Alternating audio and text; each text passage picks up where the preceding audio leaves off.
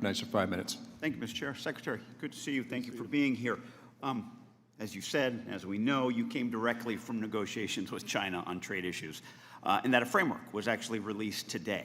And I do appreciate your willingness, the administration's willingness, to seek these types of deals. However, I got to tell you, I'm really concerned about the sustainability of any agreement given the lack of congressional involvement and the use of this administration's tariffs under IEEPA.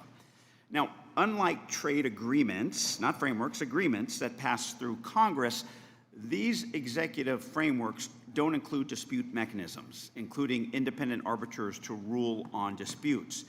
And I think you believe, and I believe, I would say, that makes enforcement extremely difficult. And trade agreements, I firmly believe, need to be enforceable.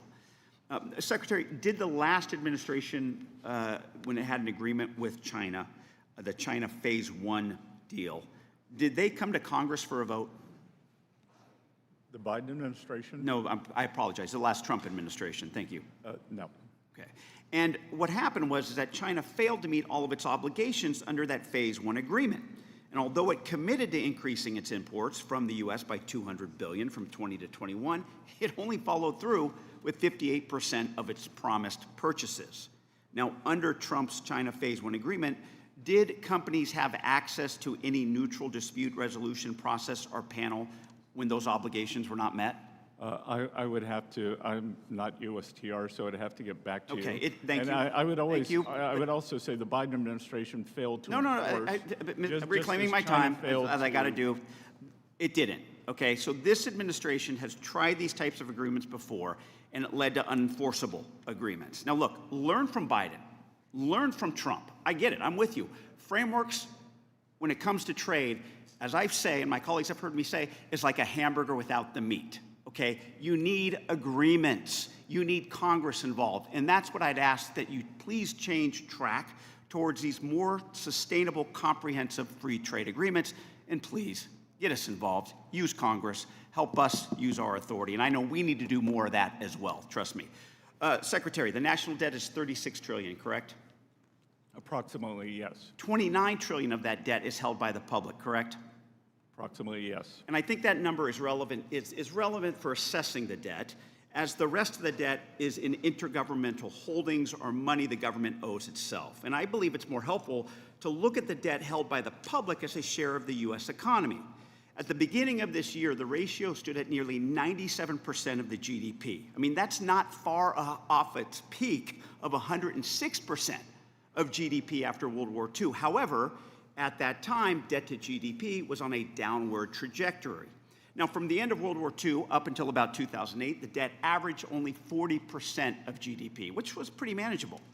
But since 2008, that debt has jumped from 40 to 100% of GDP. And with this reconciliation bill that you're supporting, combined with other costs, such as Social Security and Medicare, we are heading to a 250 to 300% of GDP debt within 30 years. That is a point that would cause economic calamity.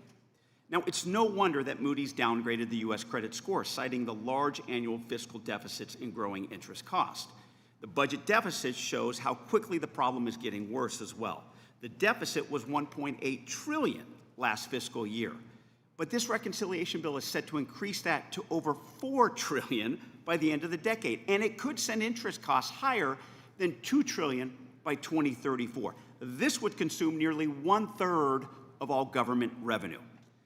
The CBO said the reconciliation bill would increase the deficit by $3 trillion. A reasonable Federal Budget Committee estimates $5 trillion. Penn Wharton estimates $5.8 trillion. I get the warnings of rising debt and rising debt eventually causing an economic calamity, but it's already hurting the economy now, as we're seeing higher interest rates, higher mortgage rates, and we very well may see elevated inflation and a drag on economic growth. Now, under the current debt trends, real income growth is projected to slow by 10% in the next 30 years. But if the debt rapidly rises, income growth could decline by 30%.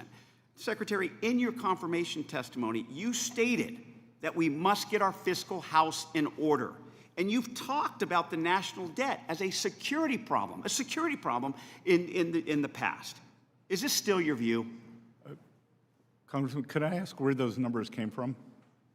I will get that to you, but I have those in my preparation material. okay, Happy to get those to you. because- Once again, I hope it is still your view. I'm out of time, but I really hope it is still your view. And I hope that you not only support trade deals that deal with Congress, I hope that you support a bipartisan fiscal commission where Democrats and Republicans can actually come together, sit at the table, and actually work together on reducing our debt and deficit. Thank you, Mr. Secretary. I yield back.